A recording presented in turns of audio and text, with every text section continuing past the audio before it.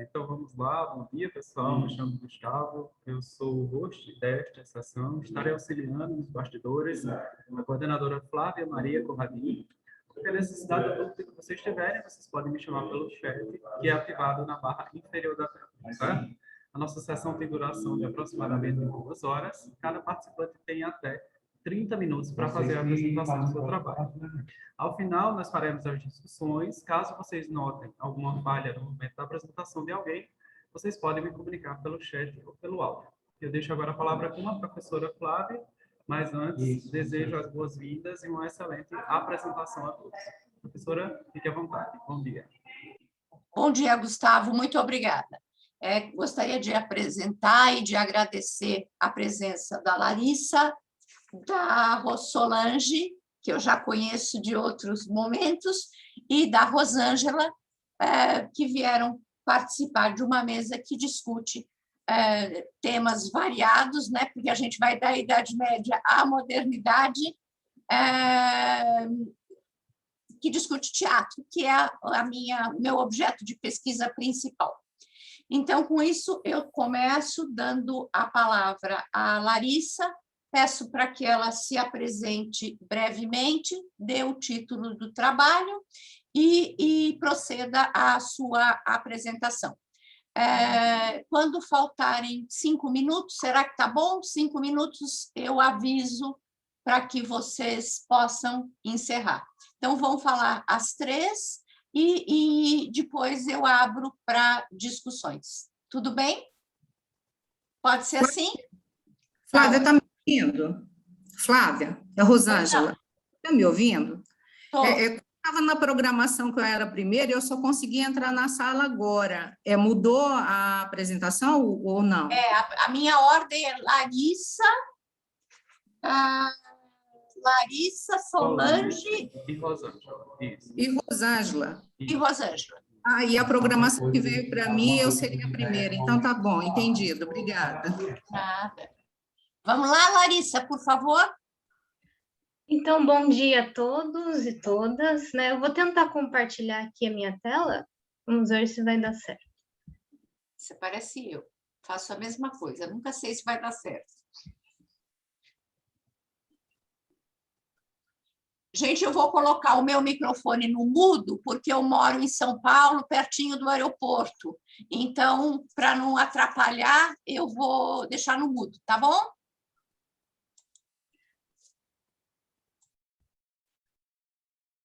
Acho que não, vocês ainda não estão conseguindo ver, né? Estamos sim. Sim? Sim. Ok. Então, vou me apresentar brevemente. Eu sou professora da Universidade Estadual de Ponta Grossa, eu trabalho com a disciplina de estágio. No momento, eu também dou aula de língua francesa na Unicentro de Irati. E os meus estudos, nos últimos anos, se destinam, então, ao teatro, né, entre culturas. Eu tenho a pretensão, né, de fazer o pós-doutorado, então, na Unicentro, com o professor Edson Santos Silva, e esse trabalho, então, é fruto desse projeto, né? Eu tenho lido muito, tenho estudado, tenho traçado algumas articulações sobre a literatura portuguesa e a francesa. Então, como vocês sabem, a Inês de Castro é uma personagem que foi muito representada dentro da literatura portuguesa, né? E para que a gente chegue até uma concepção mais contemporânea, é preciso recuperar, então, um certo caminhar das representações da Inês. Então, no momento, eu vou falar de uma obra específica, né, que é a Castro, do Ferreira, né? E quais são, então, as peculiaridades, não somente com relação à representação da Inês de Castro, mas também as peculiaridades que o gênero proporciona, né? Então, eu agradeço já de antemão ficar aqui junto com discutir aqui o meu trabalho, né? Junto com a Rosângela, junto com a Solange, porque elas também trabalham autores que eu venho lendo, estudando, né? Então, é uma honra para mim. Eu vou ler alguns extratos aqui do meu trabalho, né? E vou comentando para vocês, na medida, espero que fique claro, né? Qualquer coisa também podem me interromper. Começando, então, pelo resumo, eu tentei colocar ele de uma maneira que trouxesse já, de antemão, né, essa personagem dentro da obra do Ferrante, né, e por que estudar ela, né? E por que justamente essa obra, né? Então, tentei colocar aqui para vocês. Inês de Castro é uma das personagens mais referenciadas na literatura portuguesa. Obras como Os Lusíadas e A Castro, ambas do século XVI, apresentam-na sob a predominância de olhar lírico. Tal personagem é capaz de despertar as mais variadas performances através da sua força simbólica. As temáticas, o coroamento da morte e amar até morrer, né? Lembrando ali que meu título do trabalho, né, é Amar, Morrer ou Reinar, né? Porque todas essas ações que a personagem acaba desempenhando, né, elas formam um todo, né? Elas não estão separadas, elas formam um conjunto. Então, o coroamento da morte e amar até a morte, né, se situam entre o sagrado e o profano, e essa intriga desenha o clima intenso e instigante. No entanto, por trás de ambas as obras, tecem-se relações entre as forças sociais que articulam tal personagem. Na primeira, tem-se o elogio à cultura nacional, a dos Lusíadas, né?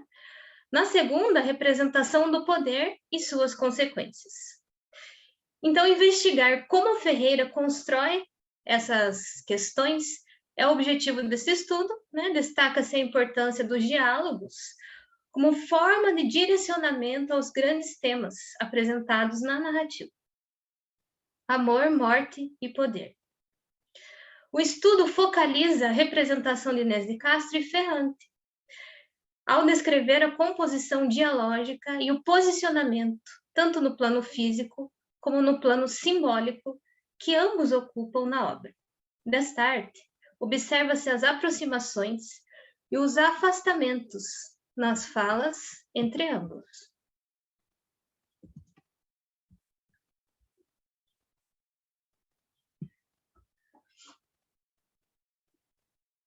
E a articulação entre as demais vozes produzidas no texto. Então, como vocês podem ver aqui, o foco é mesmo nessas duas personagens, né? É claro que os outros acabam tecendo ali algumas influências. A gente sabe muito bem que o personagem do rei é muito influenciado pelos demais, né? O modo como ele foi representado aqui é totalmente no plano social, podemos dizer assim, né? Os traços individuais, né, acabam se concentrando mais na personagem da Inês, né? Agora, com relação ao referencial teórico, né? Claro, eu aponto para o Pavís, né, a respeito da composição teatral, o Rosenfeld, sobre os gêneros no teatro, né, quando ele traça mais algumas especificidades sobre o gênero lírico, né? Destinadas ao mito e ao símbolo, eu também trabalho um pouquinho com Vernon, né, que a partir dos gregos e seus desdobramentos, né, traz essas questões, essas reverberações simbólicas, né, podemos dizer assim. Então, essa bibliografia, eu quero deixar muito clara, né, que é um pontapé, né, para esses estudos, né, elas me auxiliam aqui nas reflexões, mas é claro que existem inúmeras possibilidades, né, de leitura.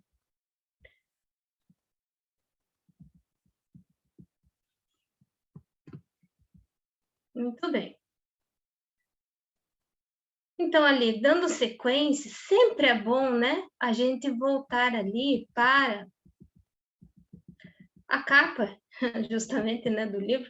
Vou tentar diminuir para vocês verem o todo aqui. Justamente no momento da coroação né, da Inês de Castro. Essa imagem é extremamente simbólica, né? Como vocês podem ver aqui, ó, vou colocar os créditos antes, né? A Coração de 1361, né? Por Pierre Charles Conté.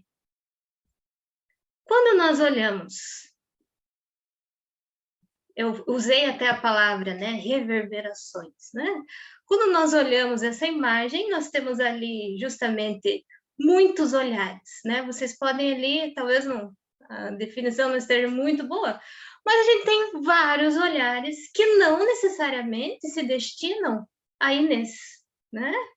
Então, essa imagem, ela já nos conta, né? Justamente o viés social daquela representação. Então, ela se concentra não necessariamente no indivíduo, mas naquelas ações, né? Inês ali, no caso, morta, né? Veja que imagem, que cena mais bizarra, né? Podemos até colocar dessa forma, né? Ali o Pedro apaixonado, né? E alguns olhares se destinando, né, para a morta e outros para o Pedro e outros para si mesmos, né? Então a gente tem essas reverberações sobre essa atitude. Fica muito claro o quanto o fator social é a grande personagem, né? O povo acaba sendo ali essa grande personagem através dessas representações, e não é à toa, né, que acaba sendo a capa do Ferreira. Muito bem, agora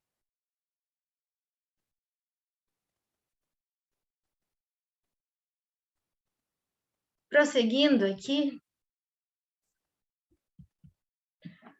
vamos nos concentrando um pouco mais, né, nessa questão de como ele produziu essa obra, né? Então, cerca de 200 anos já se haviam passado, né? O fato histórico do Antônio Ferreira, né, adotou o mito dos amores de Pedro I, oitavo rei de Portugal, e a dona Inês de Castro na construção de sua tragédia. Sua composição data de entre os anos 1553 e 1556 e marca com sua presença a literatura dramática renascentista portuguesa. Inscreve-se assim no percurso de uma tradição dramática, né, Gil Vicente inaugurara. Então, se a gente pensar, né, essas características, né, renascentista, em que temos lá, né, as questões do humanismo e do classicismo, a obra ela acaba não indo nem para um lado nem para o outro, né? Ela acaba concentrando esses dois vieses. E para que a gente pense um pouquinho mais, eu trouxe aqui uma fala do Carpo, né, para trazer essas questões do humanismo, né, já com o título do ensaio, né, dele é O Sol de Homero, né? O Sol de Homero. Então, vejam lá, a gente até já tem no título o Sol, né, como o astro-rei, com letra maiúscula mesmo, né? E por que, se o Sol é de todos, né, por que será que ele dá esse título de Homero? Então, vejam só.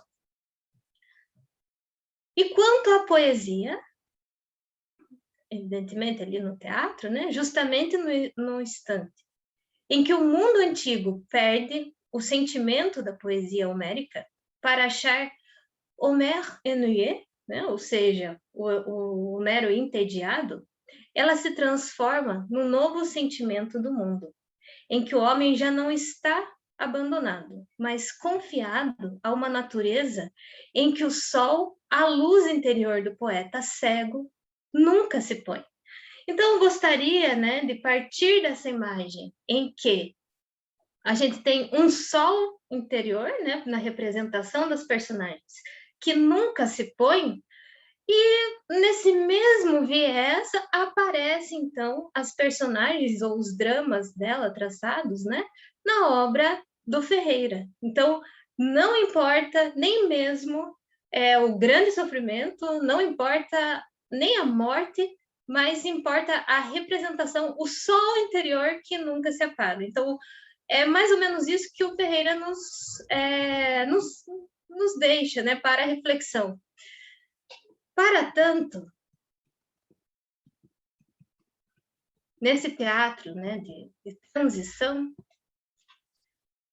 como eu disse para vocês, né, ele fica ali, ele pratica algumas tendências da Idade Média, né, e do auge do renascentismo. Seu modelo de representação oscila entre os primeiros humanistas e as concepções de palco primordialmente modestas. Isso a gente vê muito bem durante a leitura da obra, né, a questão do espaço. Eu até coloquei ali como um espaço dialógico, né, em que o ambiente ele é criado mesmo a partir do estado emocional das personagens, né? A partir dos diálogos. Nós não temos grandes descrições, né? São os espaços, até mesmo os personagens transitam de acordo com o tom da sua voz, né? A gente percebe a mudança de espaço, essa transição dessa forma, né? Então, como vocês podem observar, o diálogo é o ponto mais importante, né, da obra. E aqui, né, trazendo também a citação ali, né, do professor Edson, quando ele trata, né, de algumas, comparando, né, a Inês de Os Lusíadas com a do Ferrante, ele fala a seguinte, coloca da seguinte forma: geralmente os escritores explicavam essa relação pelo viés do amor ou do Estado, né? Então, no primeiro caso, situamos Camões, no segundo, Antônio Ferreira, na obra Castro. Então, é isso que eu disse para vocês, né? Ele oscila, né? Se estamos ali com aquele sentimento humanista, né, em que nós temos esse sol que não se apaga, né, mas até mesmo essa imagem de sol que tem uma representação social, né, o social, por isso que o Estado acaba vencendo aqui nessa obra de A Castro.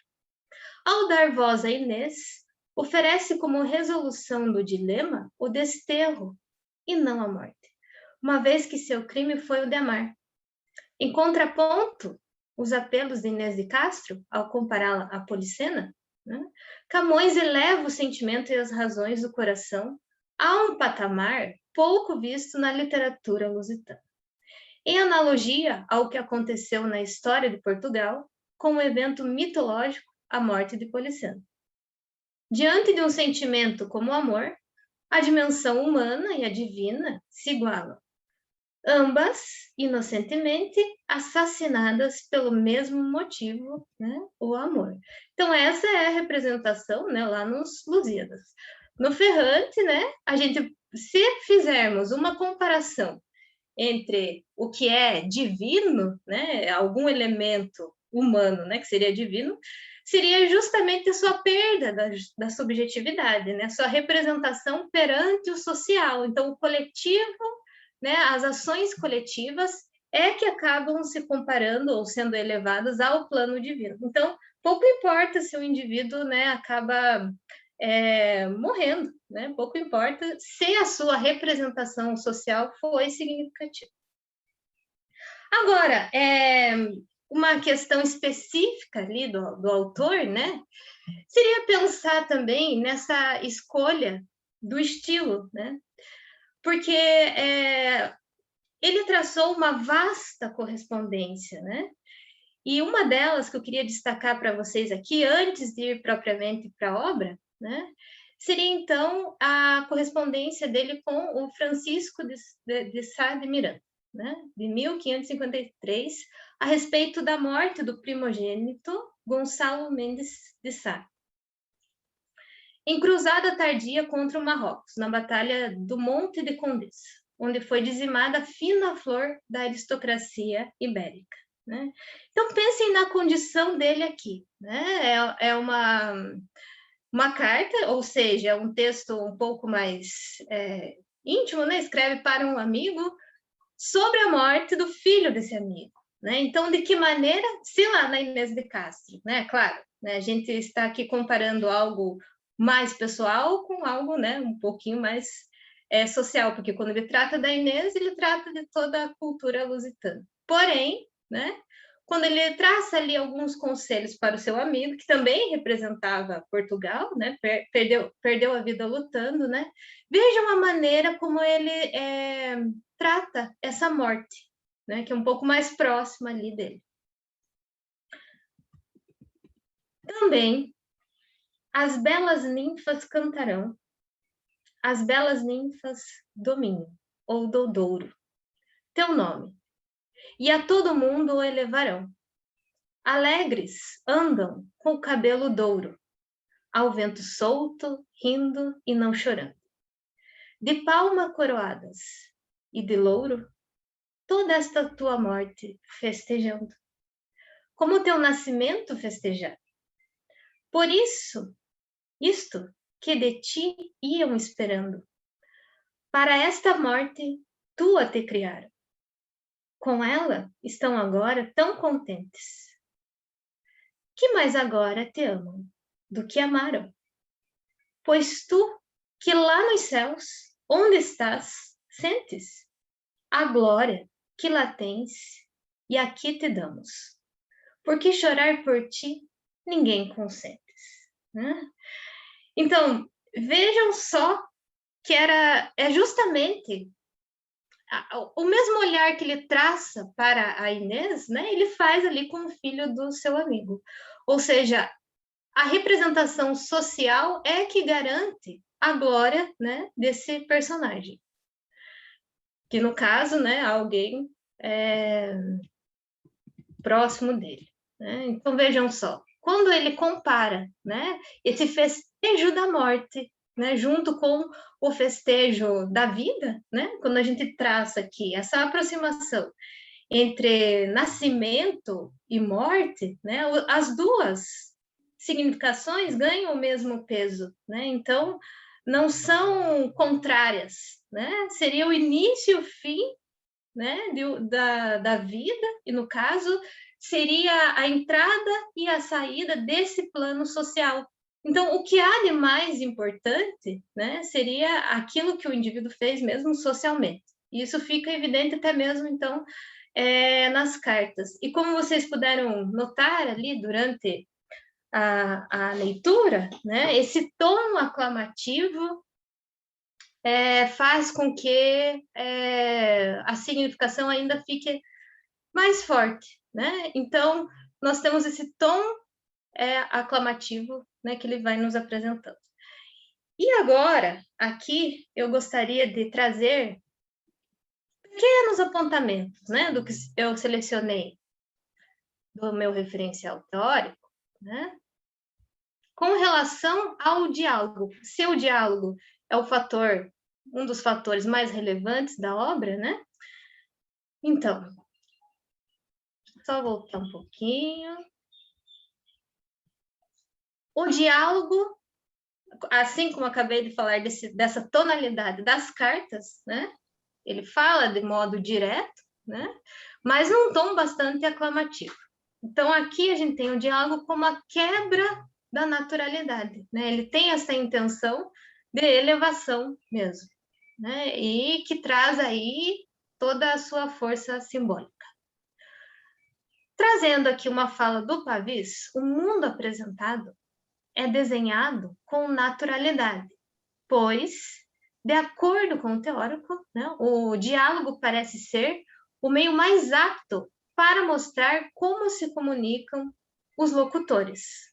O efeito de realidade é, então, muito mais forte, porquanto o espectador tem a sensação de assistir a uma forma familiar de comunicação entre pessoas. Né? Então, aqui o Pavís traz, né, justamente essa visão contrária.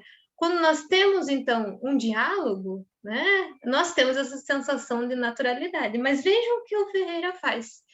A sua obra, né, ela é muito representada através de monólogos. Nós temos muitas passagens, né, eu posso dizer assim que 65% do livro, né, traz essa questão dos monólogos,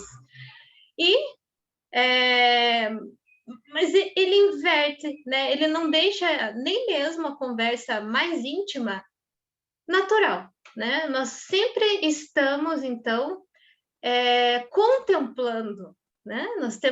Estamos contemplando as problemáticas, os conflitos. E os personagens é que nos proporcionam isso através dessa elevação. Larissa, você tem 5 minutos para concluir, tá bom? Tá certo. Como passa, né? Muito obrigada. Muito bem. Então, já que eu vou concluir, eu vou trazer alguns... Acho que ficou claro ali o meu encaminhamento, né? Depois podemos continuar conversando. Eu trouxe alguns trechinhos da peça, né? Para a gente pensar nessa questão justamente dos diálogos e dos conflitos, né? E eu falei para vocês que os cenários, eles são os mais simples possíveis. Aqui a gente tem a descrição, por exemplo, né? Ato 1. A cena passa-se na Quinta do Pombal, perto dos Passos de Santa Clara, em Coimbra. Na névoa doirada da manhã, adivinham-se os gigantes do convento de claristas que Santa Isabel fundou. Junto da fonte dos amores, que sussurra no silêncio e na sombra, uma grande cadeira gótica repousa sobre um tapete mourisco. É nessa cadeira que está Inês. Ao levantar do pano, tendo, assentada aos pés numa almofada de brocado, num escudeiro moço, quase uma criança, que toca alaúde. A donzela e curvilheiras da Colo de Garça colhem flores e riem. Entre o arvoredo. São elas que constituem o coro da tragédia. Música de cena, né? E manhã. Através dessa descrição, né? Os cenários, ou seja, né, o plano físico mesmo, ele acaba também ganhando aquele mesmo tom de elevação, né? Porque dentro daqui do plano simbólico nós temos traços de religiosidade, traços da cultura portuguesa, traços da personalidade, então, dessa Inês. Ela já é elevada num plano glorioso, né? Podemos dizer assim. Então, a partir disso, né, com essas referências, o leitor vai percorrendo. Então, cada ato, né, traz esse tipo de cenário para nós, que nos coloca já no interior de cada personagem. Porque quando a gente vê a Inês ali nesta disposição, né, nós já podemos prever ali algo da sua personalidade e até mesmo daquilo que ela está sentindo, né? E aqui, só para fechar mesmo, né, eu gostaria de ler agora uma das falas dela. Com lágrimas nos olhos, rosto branco, em choro solto, comecei. Senhor, soe-me as cruéis vozes deste povo. Vejo del rei a força e império grave, animados contra mim, contra a constância, que em meu amor até agora tens mostrado. Não receio, Senhor, que a fé tão firme queiras quebrar a quem tua alma deste, mas receio a fortuna que mais possa, com seu furor, que tu com teu carinho. Por estas minhas lágrimas, por esta tua mão que em sinal de fé me deste, pelos doces amores, doce fruto que dele tens diante, te suplico. Me segures, me guardes, me conserves contra os duros mandados de teu Pai. Contra importunas vozes dos que podem mudar acaso o teu constante peito, ou quanto a minha estrela e cruel gênio. Se puder arrancar desta alma minha, com teu amado braço envolto em sangue, m'arranques deste corpo, ó meu infante, e eu tomarei por doce a minha morte. Olhem só, né? O que eu gostaria de destacar é que ela conversa consigo mesma, veja como é um diálogo bastante complexo. Ela acaba conversando consigo mesma, com Deus, né? E prevendo também a aproximação do seu amado, é um momento ali da peça. Então, é um diálogo para ser acompanhado, né? É um diálogo para ser escutado, e com isso a gente tem a transposição ali de vários ambientes, né? De vários cenários. Ok? Então, para fechar, eu acho que seria isso. Agradeço bastante a atenção de vocês. Muito obrigada, Larissa, e muito obrigada também por se manter no tempo, que isso é bem importante para que os trabalhos possam se realizar de forma mais correta e dar margem a que a gente possa discuti-la depois. Tá? Com isso, eu peço que a Solange se apresente e dê o título da sua comunicação e proceda a fazê-la. Eu também vou indicar quando faltarem 5 minutos, a não ser que você queira que eu indique outra coisa, tá bom?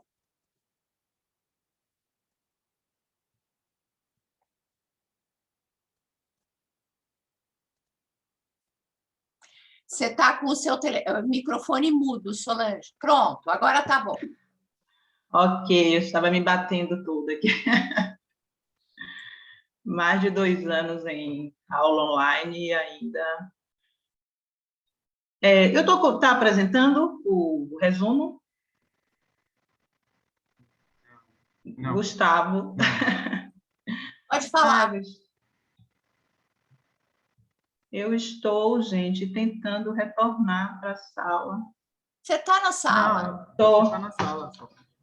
Tá, aí está apresentando meu resumo? Não. Não. Clica nesse botão verde, Solange, com a setinha para cima. Cliquei, pronto. Aí seleciona o slide.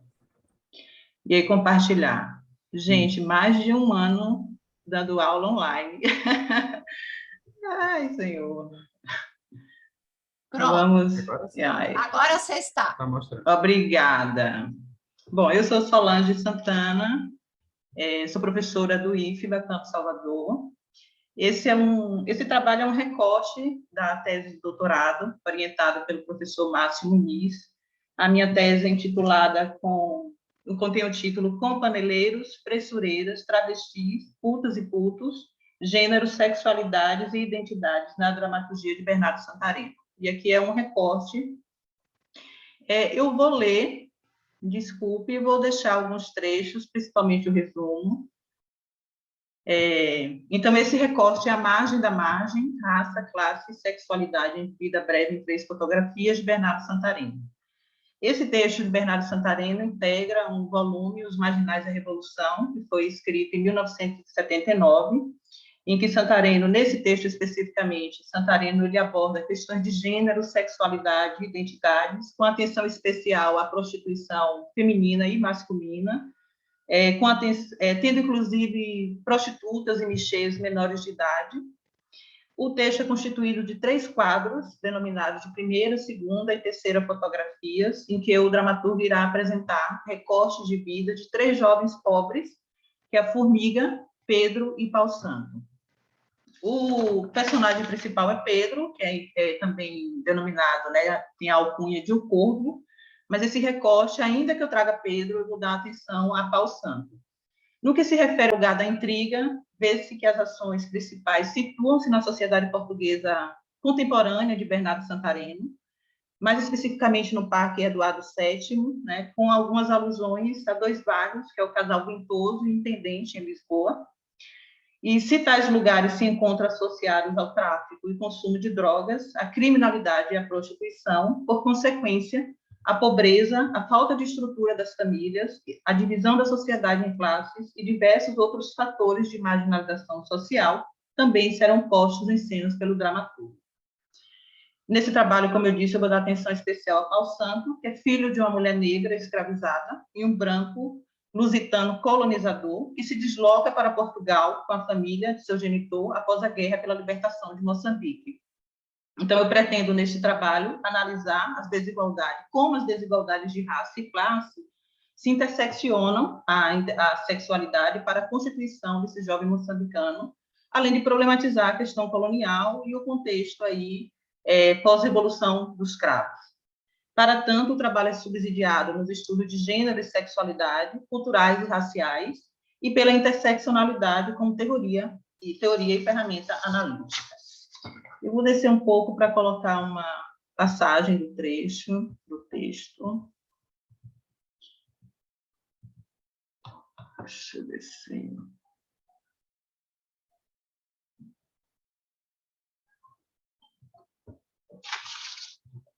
Esse é um trecho do texto.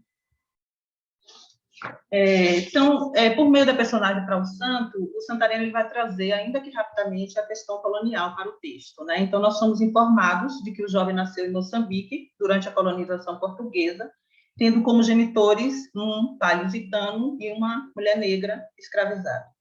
A partir desse recorte do texto de Santareno, né, que ele nos permite ver a representação do mulato, e eu vou colocar uma nota de rodapé a respeito do termo, mas estou utilizando o termo que Santareno utiliza e que o personagem também. Então, ele é um mulato de origem colonial, ele é perfilhado pelo pai branco, mas tratado como filho de segunda, já que recebia os restos dos descendentes legítimos e não tinha acesso à educação. No caso de seu genitor, descrito como rei de sacanas, um besta, um chamite, cão de guarda do governador, fascista e provável integrante da PIDE, que era a Polícia Internacional de Defesa, né, do Estado, e reprimia qualquer oposição ao Estado Novo. Interessa-nos ver que, além de seu ódio e desconsideração explícito por esse genitor, o jovem traz à tona outro fator importante sobre a questão colonial, a violência exercida sobre os povos africanos devido ao racismo, uma vez que, ao negar a igualdade entre os seres, os pretos, entre aspas, estou utilizando as palavras deles, por inferiores, dentro e fora dos aldeamentos forçados, estavam sujeitos a uma opressão extrema e às mais variadas atrocidades, sofrendo maus tratos imensos, sendo castigados e mortos pelos mais diversos e aleatórias razões. No texto santareniano, além de ser servido por pretos, o pai de Pau Santo também era responsável por matá-los a chicotadas e pelo estupro de mulheres negras, assim como fez com sua mãe. Tida como morta pelo pai, parece que, na verdade, ela fugiu da escravidão e da violência, deixando, inclusive, o filho para trás, com, abre aspas, palavras do Pau Santo, o cabra velho, a puta da mulher branca e os paneleiros dos meninos, fecha aspas, que sempre o subjugaram. Essa situação, no entanto, toma outro rumo devido à guerra pela libertação de Moçambique, uma vez que, abre aspas, os pretos assaltaram a fazenda, escaquearam aquela merda toda e tomaram conta daquilo, provocando a fuga em massa dos colonizadores. Em razão do tratamento humilhante que sempre fora dedicado a Pau Santo, o jovem ainda conta que ficou extremamente feliz ao ver o pai gritando, abre aspas, de dor, a mulher e os irmãos brancos chorando, agarrados uns aos outros, devido ao medo de serem mortos, chegando, abre aspas, a dançar sozinho o dia inteiro. No entanto, ao invés de ter ficado para a festa em Moçambique, juntamente com os pretos, palavras deles, o jovem relata que se viu forçado a se deslocar para Portugal, porque, além de ser filho de um português colonizador, era mulato, enfatizando, inclusive, abre aspas, que os pretos não gostam dos mulatos, nem os pretos, nem os brancos, fecha aspas. Se, como defende Larissa Pelúcio, seu outro é condição relacional e contextual, parece-nos que Pau Santo alude à existência de um segmento mestiço autônomo em relação aos negros e brancos, como se fosse uma espécie de fronteira, que aponta para o lugar marginal desse personagem na sociedade moçambicana. Isso nos remete, por exemplo, ao estereótipo mulato não tem bandeira, recorrente nos discursos moçambicanos negros durante a transição para a independência e tempos posteriores. Na verdade, se naquelas relações de poder estava em causa a reconstituição de uma identidade que precisava romper com a herança colonial para se afirmar como comunidade nacional de pleno direito, então se nota que Pau Santo, por ser mulato, não conseguiria se libertar da origem branca e colonizadora, ainda que proclamasse seu apoio aos guerrilheiros negros em prol da libertação de Moçambique. Mais especificamente, pode-se dizer que, se o contexto sociofamiliar, permeado por diversas negligências, parece definir fatalmente a trajetória de vida de Pedro, que é o outro personagem, de vida breve, no caso do jovem moçambicano, vê-se que o fato de ter sido expulso do hotel onde vivia com a família de seu pai, desde que chegou em Lisboa, ser estrangeiro e mestiço num país racista e preconceituoso, de não ter conseguido nenhuma oportunidade de trabalho, fosse o que fosse, segundo ele, acabou levando a fazer o mesmo que outros jovens sem eira nem beira, ir para a rebenta, para a prostituição. Ou seja, Pau Santo desloca-se do estereótipo de mulato sem bandeira, de Moçambique, para o de negro, ladrão e mexer em Portugal. Por conseguinte, apesar do ingresso ao mercado da prostituição ter inúmeras causas, Vida Breves nos mostra que tanto Corvo, Pedro, outro personagem que também é mexer, quanto Paulo Santo, ainda que não se configurem totalmente como vítimas, foram empurrados para a prostituição e para a marginalidade devido às condições sociais e materiais a que foram expostos, antes e depois da deserção, já que Pedro foge de casa, e Corvo, no caso da expulsão do círculo familiar. Nesse sentido, ainda que a questão racial pese nas posições de sujeito que o jovem moçambicano era obrigado a assumir, é fato também que nem ele nem Pedro tiveram acesso à educação e à oportunidade de ingresso no mercado de trabalho. Ao mesmo tempo, nota-se que o dramaturgo, além de fazer referência à prostituição infanto-juvenil, tenta dar conta de alguns estereótipos presentes no imaginário social relacionado aos homens negros. Paulo Santo, por exemplo, carrega um codinome aparentemente elogioso, que representa metonimicamente a principal parte do seu corpo utilizado para dar prazer aos clientes, além de subrepticiamente aludir ao mito de que o negro possui um pênis grande, é mais viril e potente em suas relações sexuais. Sua parceria com Pedro, que é esse rapaz um pouco confiável, violento, devido à marginalidade ou ódio que ele tinha ao sistema e à família, e também por prestar serviços sexuais a homens, será estabelecida após um assalto a um cliente. Eles trabalham no Parque Eduardo VII e Paulo Santo vai dar conta um pouco daquele contexto ali já naquela época, né? Porque ele vai dar um testemunho, ele vai falar sobre a situação do lugar. Então, ele diz, abre aspas, os gajos já sabem, estão escaldados, e quando vêm para o parque, trazem o dinheiro contado. Até mesmo os estrangeiros já não embarcam neste bote. O parque já deu o que tinha de dar, isto está agora uma miséria. Diante disso, né, dessa situação de marginalidade, ao mesmo tempo de violência, a gente pode dizer, a partir da leitura, que em Vida Breve, a prostituição viril se configura como estratégia de sobrevivência, intermediária entre o trabalho, que é inacessível, e a criminalidade tentadora e perigosa. No que se refere à prática e aos clientes, Paulo Santo e Pedro, eles têm concepções diferentes, como a gente pode ver nessa outra passagem.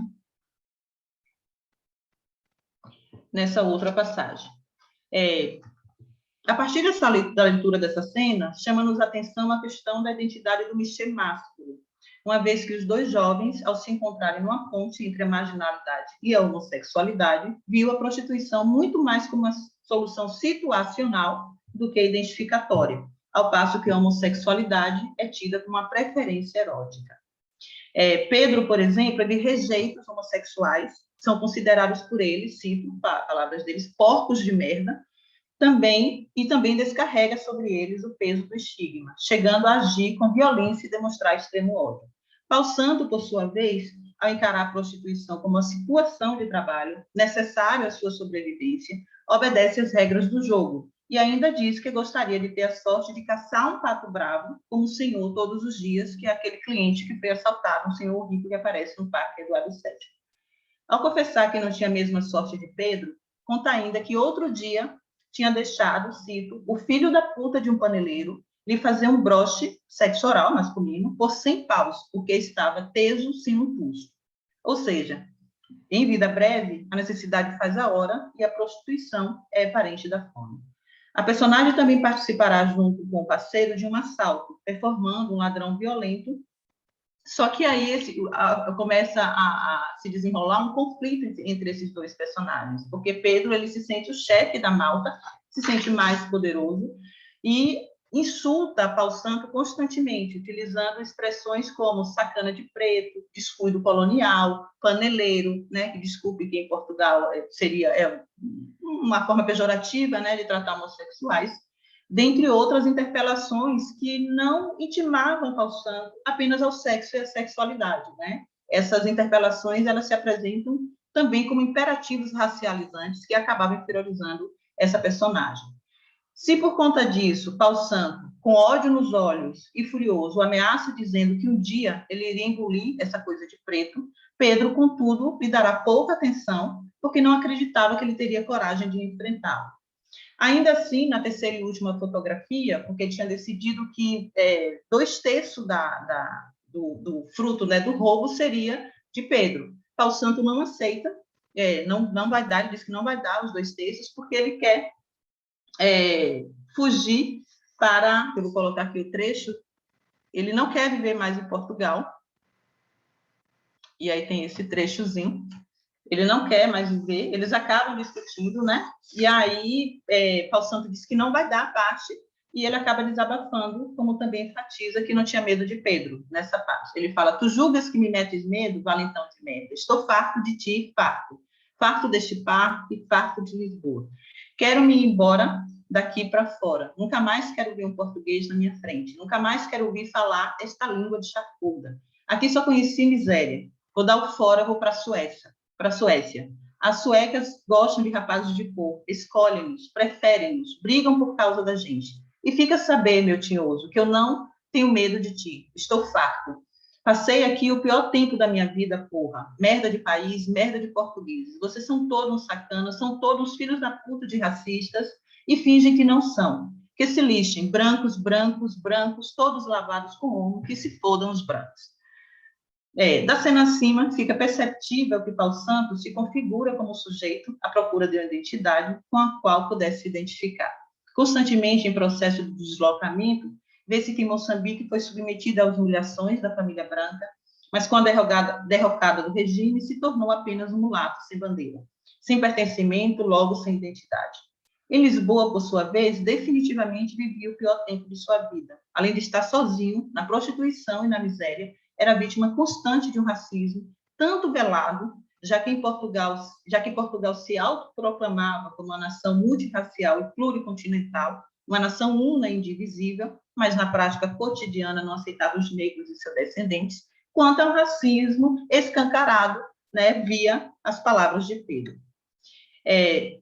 E aí, nesse sentido, ainda que seja convocado a assumir-se como diferente, o abjeto, Paulo Santo dá a entender que não pretendia continuar investindo naquela posição de sujeito que o subjugava a uma identidade social marginal ou uma identidade sem pátria, né, segundo Raul. No entanto, se na passagem acima é desse lugar que ele pode falar, dessa identidade sem pátria, então é daí também que compreendemos que não havia possibilidade de regresso à terra natal nem desejo de permanecer em Lisboa. Em virtude de performar a identidade como uma questão do tornar-se-ia, o jovem moçambicano vislumbra, com expressões de amargura e infelicidade, um outro lugar para viver, onde a sua cor não fosse motivo de estigmatização, de humilhação, de preconceitos, e no qual fosse benquisto e aceito. Para tanto, ele declara, né, que ele ia ficar com a maior parte do dinheiro, enfatizando que nenhum valentão de merda, que seria Pedro, iria impedi-lo. E aí, a partir desse enfrentamento, né, eles acabam brigando e Pedro é assassinado por Paulo Santo, isso no final já do texto teatral, e Paulo Santo hesita um segundo, depois que crava ali a navalha nas costas de Pedro, né, e depois ele desaparece da cena. E aí fica só a Formiga, que é uma espécie de namorada de Pedro, né, gritando, acudam, mas quem iria acudir o marginal mesmo após a Revolução dos Cravos, né? E, por fim, minhas considerações finais, por meio da configuração discursiva das personagens e dos diálogos que ocorrem no Parque Eduardo VII, são expostos à existência marginal de Pedro e Paulo Santo, sujeitos que habitam o submundo da prostituição. Se a questão racial se imbrica à sexualidade, tendo um peso diferenciado na constituição identitária do jovem moçambicano, ele se aproxima de Corvo por outros marcadores da diferença fundamentais em suas trajetórias, tais como a classe, já que os dois eram pobres, e as relações de parentesco, né? Uma vez que Pedro foge de casa porque o ambiente familiar era muito nocivo, e Paulo Santo acaba sendo expulso do lar, já que a mulher do seu pai branco não a aceitava. De forma geral, a marginalidade em que se encontravam coloca em pauta também a falta de estrutura familiar, a luta pela sobrevivência, a solidão nas ruas e parques de Lisboa, a pobreza, a questão colonial, a criminalidade e a violência a que estavam expostos e a que expunham suas vítimas. Assim, tal qual entre os textos santarenianos, a arte política se imbrica numa negociação contínua, porque em vida breve, em 3 fotografias, se encontram tanto a resistência quanto a gestão daquilo que se tornou em relação ao que aqueles jovens poderiam vir a ser, pondo em xeque o sistema político-social instituído após o 25 de abril, esse volume de Santarém, Os Marginais da Revolução, dão conta, né, desse período pós o 25 de abril, e ele traz sujeitos que eram marginalizados antes, durante o Estado Novo, e que continuam à margem da sociedade mesmo após o 25 de abril. É uma cutucada na ferida que ele dá ali a toda a sociedade portuguesa, em relação à inclusão, democracia e marginalização social. E também o racismo que permeava, né, que ele acaba trazendo aí por meio da denúncia de Paulo Santos. Não obstante a questão colonial não ser um ponto fulcral desse texto dramático, as poucas referências de que o objeto descerto servem para lhe conferir um lugar importante quanto à constituição da personagem e também sobre a sociedade portuguesa. Ademais, e por fim, a prostituição apresenta-se como estratégia provisória de sobrevivência, se a gente consegue perceber pelas ações, pelas atitudes das personagens, e não como uma questão de identificação, o que inevitavelmente a interliga à criminalidade, à existência gay clandestina. Esse texto tem uma cena muito longa desse senhor, que é um cliente, né, que vai até esse parque com dinheiro e acaba sendo assaltado e sai de lá completamente humilhado, sem documentos, sem dinheiro, uma forma também que Santarém tem de trazer essa questão dessa sexualidade clandestina, e a todos os riscos inerentes à prostituição viril. Por outro lado, pode-se ver também que, além da classe social, um fator extremamente importante, Paulo Santos integra um grupo estigmatizado em virtude de praticar uma sexualidade tida como desviante, ainda que a prostituição ganhe status de trabalho em vida breve em 3 fotografias. Obrigada. Cumpri meu tempo, descer um pouquinho só. Você está completamente dentro do tempo, Solange, não tem problema nenhum, nem ainda faltaria um tempinho ainda. Ainda faltaria 7 minutos. Eu também fiquei em dúvida, não sabia que eram 30 minutos, eu pensei que eram 20, mas tudo bem, a gente aproveita esse tempo nas discussões. Muito obrigada, Solange. Obrigada a você, Conradinho. Ouvi-la, né? Eu já tive essa oportunidade num outro momento, e é um prazer ouvi-la e falar de Santarém. É um prazer sempre encontrá-la, Conradinho. Eu dou a palavra à Rosângela Divina dos Santos, e também peço a mesma coisa, peço para que ela se apresente, né, dentro do contexto do seu trabalho e dê o título da sua comunicação e proceda a ela, e faltando 5 minutos eu aviso que que o tempo está se encerrando, a não ser que você queira de modo diferente. Não, muito obrigada. Bom dia a todos vocês. O meu nome é Rosângela Divina Santos Moraes da Silva. O Divina dos Santos é só o nome de solteira. O casada ficou esse nomão aí como se fosse rainha, ainda bem, né? Pelo menos é alguma coisa assim grandiosa, pelo menos no nome. Bom, eu no momento estou fora da academia porque eu pedi demissão da universidade em que eu trabalhava para terminar o doutorado na Universidade de Coimbra. Então, o trabalho que eu irei apresentar a vocês é justamente um resumo breve dessa tese de doutorado, que foi muito ampla, muito complexa. Eu a fiz em 460 páginas. Assim, para nós aqui no Brasil é um volume muito grande, né? Lá para eles, num primeiro momento, seria pouco, eles queriam 700 páginas, e aí eu relutei até conseguir pelo menos diminuir um pouco.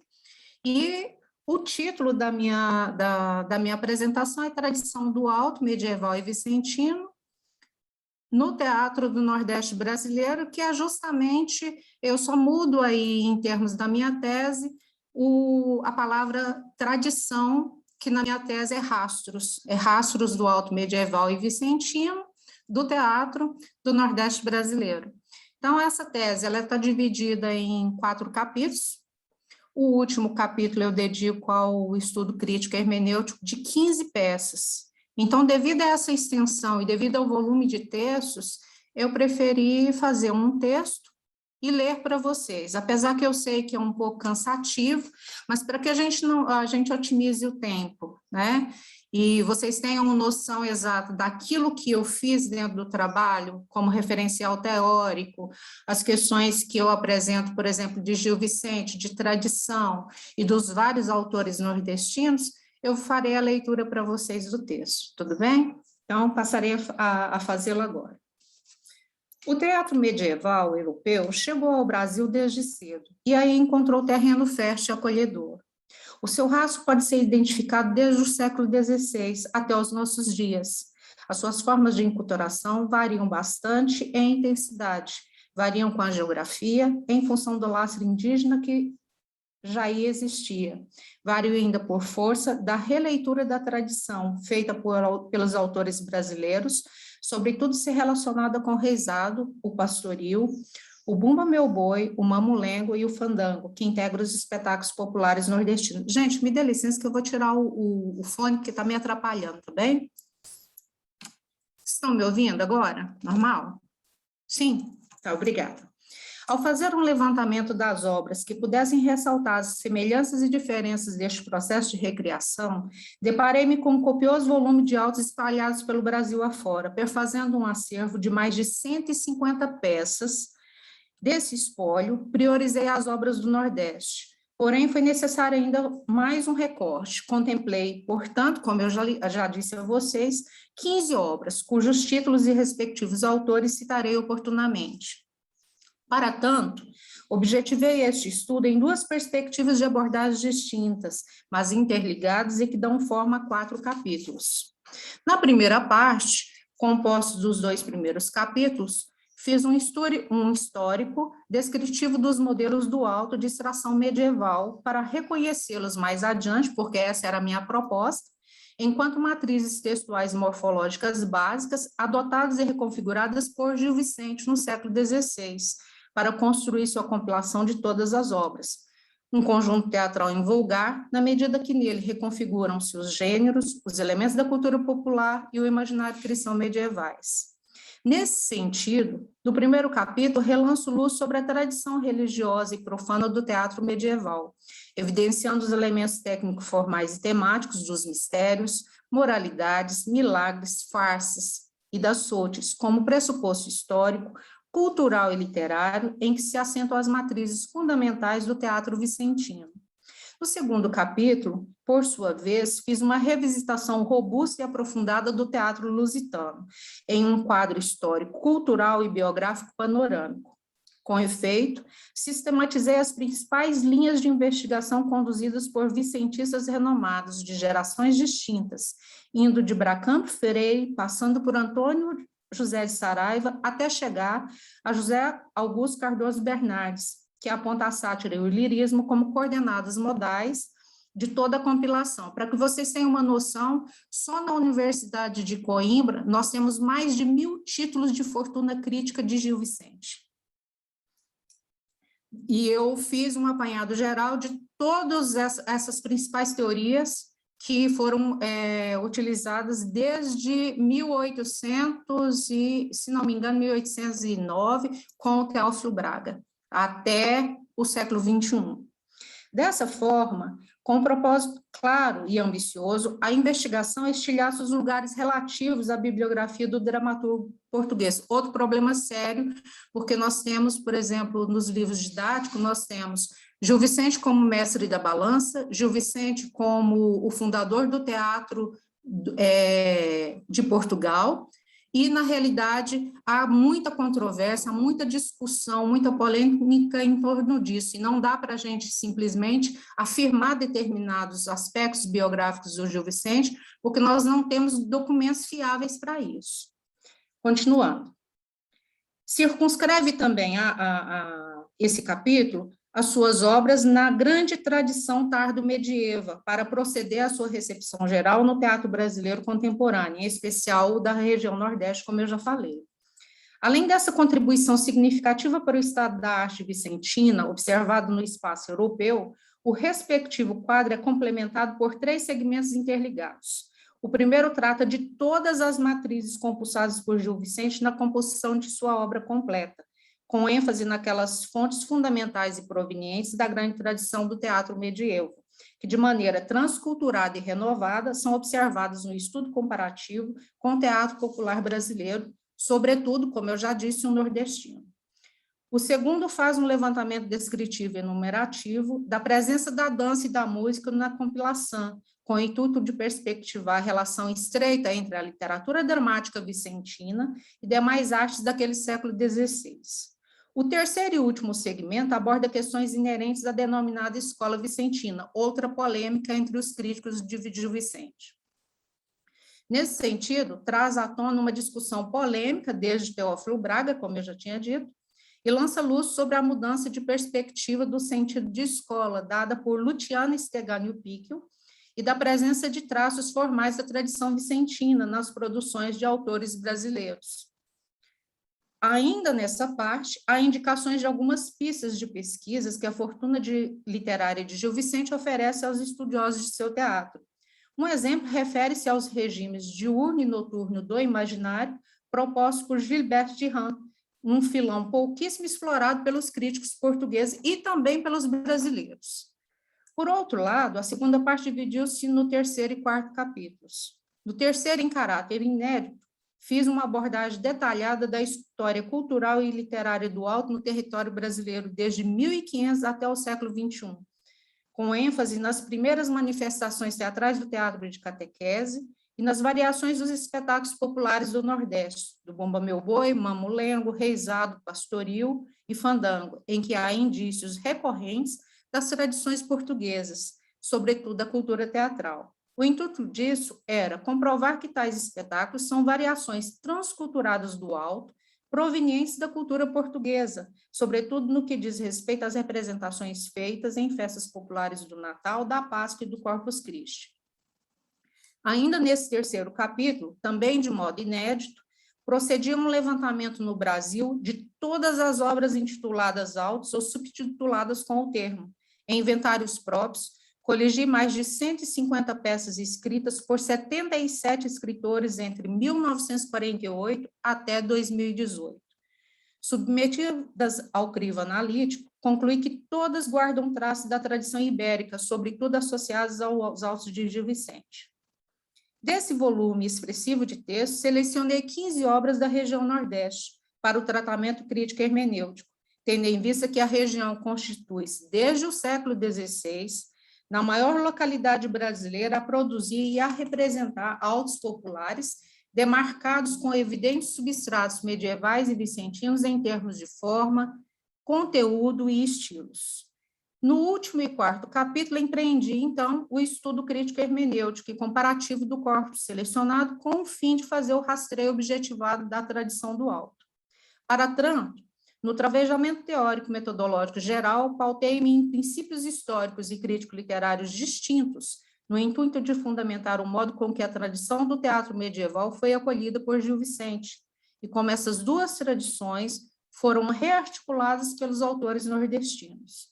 Com efeito, em planos diferentes, enfatizei os pressupostos teóricos de sobreposição literária preconizadas por Harold Bloom, em contraponto com a continuidade diacrônica das tradições, como defendeu Hélio. Depois, compulsei os estudos sobre intertexto e paródia, consolidados por Bakhtin, Kristeva, Genet e Hutchell. A seguir, servi-me também dos postulados de Steiger sobre o hibridismo genológico e os de Gilbert Durand sobre a crítica do imaginário. Numa análise geral, não restam dúvidas de que a primeira referência histórico-cultural e literária do Alto decorre no teatro de catequese no século XVI. Após esse período, praticamente ao longo de 3 séculos consecutivos, o Alto ficou à margem de outros tipos de representações dramáticas, devido a vários fatores, sobretudo os de ordem político-cultural. Mas, a partir de 1940, o Alto é revitalizado e passa de maneira lenta e gradativa a integrar o teatro moderno brasileiro.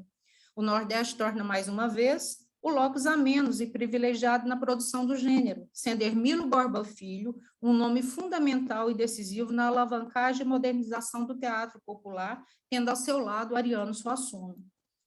De lá para cá, o alto tem sido convocado nas cenas brasileiras para tratar de temas natalinos, pascais e cotidianos, sem, contudo, perder a força da crítica político-social, partindo do rema ridendo castigato mores, diga-se de passagem que nós sabemos que é bastante cultivado por Gil Vicente. Embora a palavra alto não figure expressamente em alguns títulos, é fato que todas as obras coligidas apresentam em maior ou menor grau de intensidade os caracteres fundamentais que substanciam o gênero. Nesse alinhamento geral, de modo semelhante ao entrevisto no teatro de Gil Vicente, os autores nordestinos parecem ter um gosto peculiar pela moralidade, pelo mistério, pela farsa e pouco interesse no milagre propriamente dito. Recordo que em Gil Vicente o gênero fica reservado a um único alto, ao Alto de São Martinho. Nas peças são também bastante recorrentes a alegoria, a carnavalização, as personagens tipo e alegóricas, a integração da música e da dança, o hibridismo formal e temático, a sátira e o lirismo e os subgêneros, cômico, burlesco, farsesco e trágico, além da construção paratática.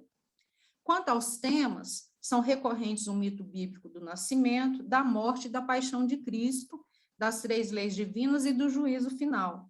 Tudo isso é reconfigurado à luz da cultura popular brasileira, no intuito de revelar e manter a verdade de Deus sobre o homem, na sua relação com o mundo espiritual, divino e pleno de virtudes, versus um mundo material, profano, repleto de vícios.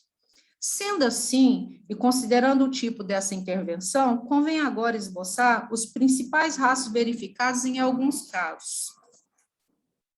Em A Pena e a Lei, por exemplo, o caráter dinâmico, formal e híbrido do alto é esclarecido de forma metateatral, quando os bonecos Cheiroso e Cheirosa anunciam a peça ao público, designando-a de, abrem aspas, o maior espetáculo músico-teatral do universo, presépio de hilaridade teatral, grande tragicomédia lírico-pastoril, drama tragicômico em 3 atos, face de moralidade, alto da virtude da esperança, maravilhosa facete de caráter bufonesco, soberbamente denominado A Pena e a Lei, fecham-se as aspas. Assim, Suassuna delimita o curso das ações a partir do mamulengo, que, corroborado pela farsa, dará aso aos outros gêneros. A finalidade e o ajustamento desses modelos estão intimamente relacionados com a moralidade, desenvolvida através das alegorias do pecado e do restabelecimento da justiça divina entre os homens corrompidos. Porém, essa nova aliança somente é possível pela morte e paixão do Cristo sertanejo, que absolve todas as personagens de seus pecados no final da peça. Por conseguinte, no mistério integra-se o milagre. O registro alegórico comparece não só em A Pena e a Lei, mas também nos demais autos. Esse recurso vincula-se especialmente à caracterização de determinadas personagens que encarnam o virtuosismo cristão ou a sua ausência. Nesse caso, a contradição é a marca discursiva, em que prevalecem vários pares dicotômicos, entre os quais a vida e a morte, o pecado e o sagrado, o velho e o novo, o homem e Deus, o homem e a mulher, e entre outros. Trata-se, portanto, do uso recorrente de uma característica literária como estratégia de representação simbólica e dramática daquele mundo espiritual versus o mundo material, forjado pela Igreja no imaginário coletivo no período da Idade Média, mundo cujas imagens foram reconsteladas em feixes complexos e encontram-se em estado latente no psiquismo popular e cultural brasileiros. A pervivência, portanto, da alegoria nas peças nordestinas vem quase sempre atrelada à moralidade, enquanto veículo simbólico de persuasão e doutrinação moral, em que se representa o triunfo do bem sobre o mal. Entretanto, encontramos-la como traço marcante, ligada a outros registros modais. Essa particularidade é propiciada pelo hibridismo de recursos diversos.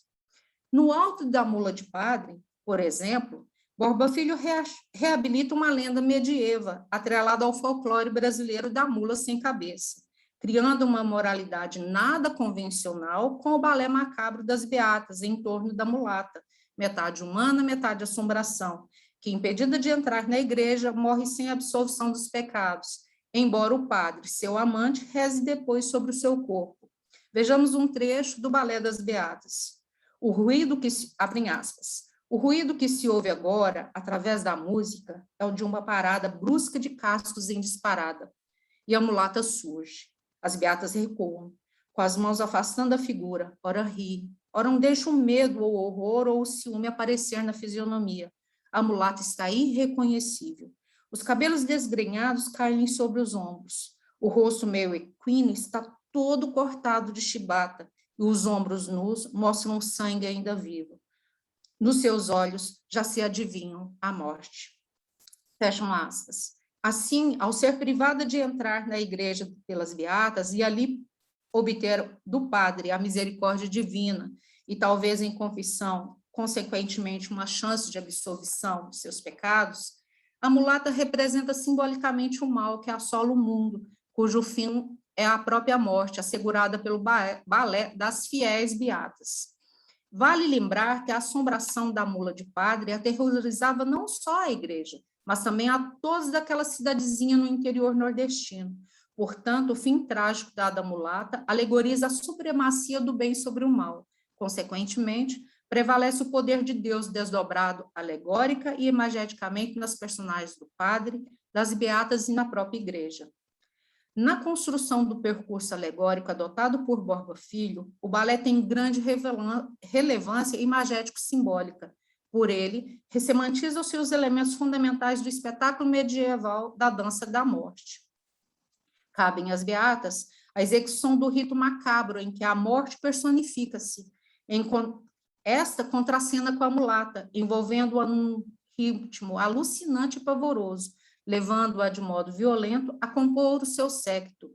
Na realidade, dançar com a morte configura a alegoria da punição exemplar à jovem transgressora dos preceitos cristãos, quando seduz o padre. Em contrapartida,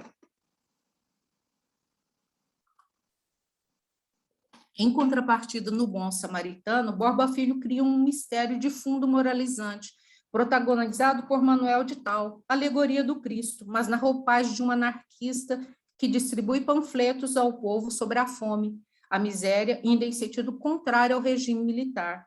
Por isso, ele é preso a um poste no qual padece de sede, sendo socorrido por um ateu.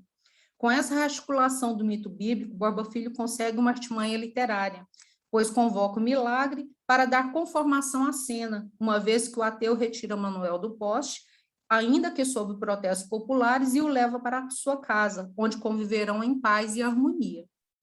Além disso, Borba Filho lança mão do Bumba Meu Boi, na medida que o padre capelão é uma duplicação do padre João, que, chamado para confessar um morto carregando o vivo, sente uma frieza debaixo da batina.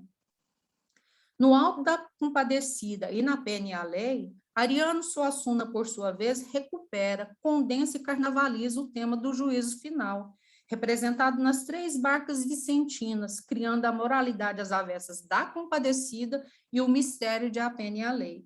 Ambas as obras são híbridas, tanto na forma quanto na substância, mas a Compadecida é mais complexa. Nelas também se nota a farsa de adultério, o que resguarda semelhanças essenciais com os autos da Índia, de Inês Pereira e da comédia da Rubena.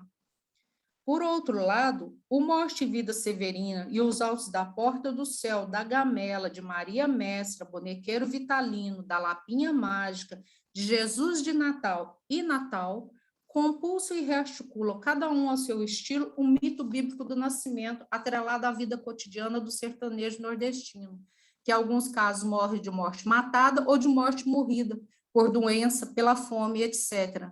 Na realidade, o Natal é o mote dramático da maioria das festas dos espetáculos nacionais, concorrendo com o ciclo da Paixão de Cristo.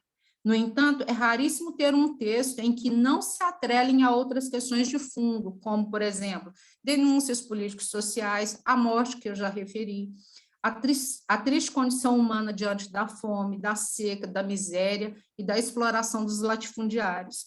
Essa circunstância particular demonstra uma preocupação em retomar o tema religioso, mas sempre ressemantizado para a realidade humana atual. O Alto da Gamela, gente, é um alto impressionante, vale a pena ler. por ser considerado um excelente exemplo de reordenamento imagético, político, cultural, religioso e ideológico do ciclo natalino, na medida em que o Cristo é uma criança catingueira, nascida numa gamela, sem quaisquer condições de sobrevida. Consideremos o trecho intitulado A Criança e a Gamela. Nasce na gamela, o Messias do sertão, na manjedoura pobre, das camas de vara, debaixo de um teto, furado de palha, vergado ao peso da fome e do desamparo. Fecham-se as aspas. No entanto, a sina desse Messias recém-nascido é a morte prematura, por conta da doença que lhe acomete, para o que as bendições e rezas em nada adiantam. O Cristo nordestino morre sem remediação, um simbolismo alegórico profundo do predomínio da desigualdade social, da fome e da miséria vivenciados pelos nordestinos pobres, independente da esperança e da fé em Deus. Paradoxalmente, o mesmo tema natalino, em Morte e Vida Severina, resgata a esperança perdida do alto da Gamela, pois Severino salva-se da ponte do Capibaribe, pelo chamamento do mestre Carpina, que logo saberá da boa nova do nascimento do filho, mais uma vida severina que teima em sobreviver em meio à pobreza dos mangues. Já em O Alto de Maria Mestra, o Natal traz à luz um sopro de vida, após a morte do lavrador, cujo neto é o Messias do sertão, adorado e resgatado pelos magos cangaceiros, oportunizando uma nova vida, mas não menos violenta daquela vida vivida pela família. Na reconfiguração natalina, o Cristo recebe as armas para lutar contra a opressão dos latifundiários. O resgate do Natal, tanto em um caso quanto no outro, guarda semelhança com as histórias criadas por Gil Vicente, que, por sua vez, são apoiadas na tradição medieval. A diferença, porém, reside na reconstelação de um imaginário para o outro, na atualização do tema, conforme o tempo histórico e cultural de cada um. A essência bíblica do ciclo natalino mantém-se na figuração das personagens alegóricas, os anjos, José, a Virgem Maria, Cristo, a morte encarnada, e também dos tipos, os pastores da enxada, as ciganas, as bezedeiras e bezedeiros e profeceiras, e pela formação do presépio. Aliás, não só nos autos natalinos, mas também em todos os outros âmbitos temáticos, a diversidade de personagens tipo e alegóricas é um traço recorrente que procede de decalques imediatos do teatro vicentino e imediatos da tradição medieval. Na construção das personagens nordestinas, o tipo humano vem vinculado ao estrato social a que pertence, de modo semelhante aos tipos vicentinos. Nesse sentido, o traço coletivo prevalece ao psicológico e individual. Todas as personagens passam por um processo de inovação. Isso favorece o surgimento de figuras sociais e alegóricas com marcas típicas da cultura nordestina. Neste contexto, destacam-se os cangaceiros, figuras genuinamente nordestinas que representam uma classe social marginalizada por suas subversões à ordem instituída. Além desses, há um tipo social diferenciado, o pícaro. Entram nesse contexto variado os nossos conhecidos malandros Chicó e João Grilo, do Alto da Compadecida, e Benedito e Pedro, de A Pena e a Lei.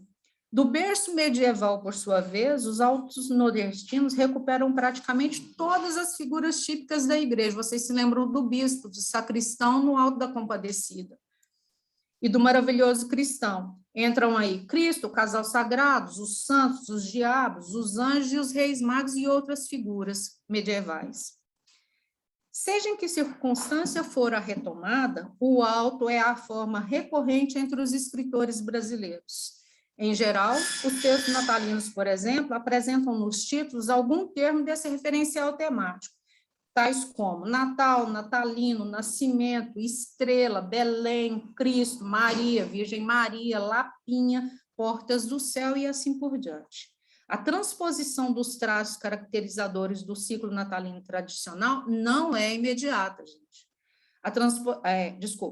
Pelo contrário, ela vem sempre atrelada a elementos da cultura popular brasileira, sobretudo a nordestina, em que se percebe o reforço da fé cristã por via da carnavalização, proporcionada principalmente pelos aspectos do reisado, ou pastoril, ou bumba meu boi. Essa intromissão dos espetáculos populares em todas as peças citadas é outro aspecto a ser destacado. Os autos da Virgem de Santo Antônio são exceções à regra. Assim, no Morte e Vida Severino, o pastoril contorna as cenas finais. Na Donzela Joana e na Gamela, o pastoril interliga-se com o Bumba Meu Boi. Em Maria Mestra, o pastoril envolve a cena do nascimento e a morte de um mestre de reisado. No Bodequeiro Vitalino, além do mamulengo, há a presença do pastoril e do bumba, ao passo que na Lapinha Mágica, o reisado vem atrelado ao circo, na medida que é um mágico quem apresenta o espetáculo e figura também como um anjo anunciador ao lado do anjo Gabriel. Para além disso, há de se destacar a construção do discurso dramático das peças, em geral, feita a partir da processualidade cênica. Neste domínio, essa técnica, tal qual observada nas peças de Gil Vicente, é incidente em praticamente todos os autos nordestinos, o que demonstra, sem dúvida, um rastro efetivo da tradição vicentina, enquanto modelo técnico-compositivo, sobretudo em relação ao encadamento das ações em quadro interdependentes. No alto das portas do céu, por exemplo, a construção paratática decorre pela abertura e fechamento das portas localizadas na igreja. A cada abertura representa-se um quadro, tendo como elementos comuns duas figuras do reisado, o mestre e o contramestre. A peça é complexa em termos dos recursos adotados. Nela comparece o mistério do nascimento, ressignificado pelo mamulengo e pelo reisado. No entanto, o menino não é figurado nas primeiras cenas, sendo sugerido por um pano jogado ao chão. Além disso, representa-se um auto de cavalaria da Bela Infanta. Depois segue uma moralidade alegórica em que o arcanjo Miguel e o diabo disputam uma alma, pecadora inveterada. No remate final, tem lugar o mistério da paixão de Cristo, em articulação com a parábola do bom samaritano. Todavia, a morte não é consubstanciada na personagem do velho, o bom samaritano, mas simbolizada por imagens diurnas, as trevas, as pancadas das portas da igreja e seu fechamento brusco. Rosângela, você tem 5 minutos para concluir, tá bom? Tudo bem, já estou terminando, obrigada. Convém ressaltar que o entremeso do embate pela alma pecadora remete para os contextos vicentinos, sobretudo os autos da alma, da barca do inferno, do purgatório e da glória.